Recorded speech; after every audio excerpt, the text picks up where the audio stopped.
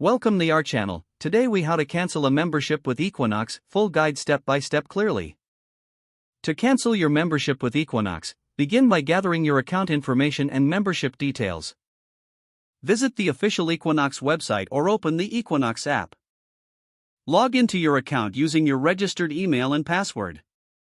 Navigate to the membership or account settings section of your profile. Look for the option that says Cancel Membership or similar. Read through the cancellation policy and any associated fees or requirements. If you're ready to proceed, click on the cancellation option. Follow the prompts to confirm your cancellation request.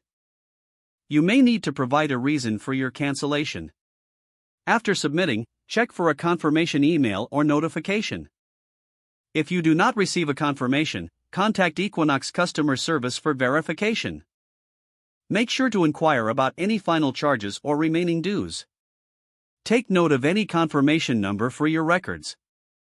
If you prefer speaking with someone, consider calling Equinox directly. Prepare your membership details before making the call for a smoother process. Be polite and direct when explaining your wish to cancel your membership. Make sure to ask about the end date of your membership and any further obligations.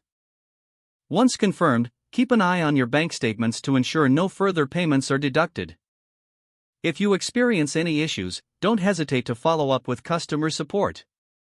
Remember to update any personal records to reflect the cancellation.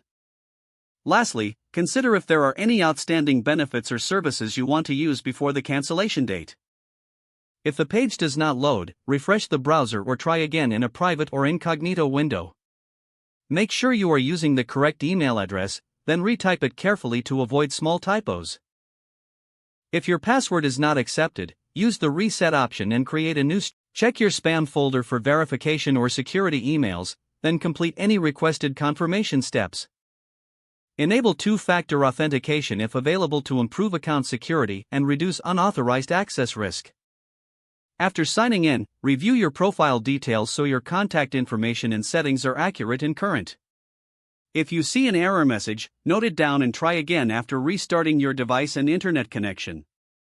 Don't forget to like this video and subscribe to our channel for more step-by-step tech guides.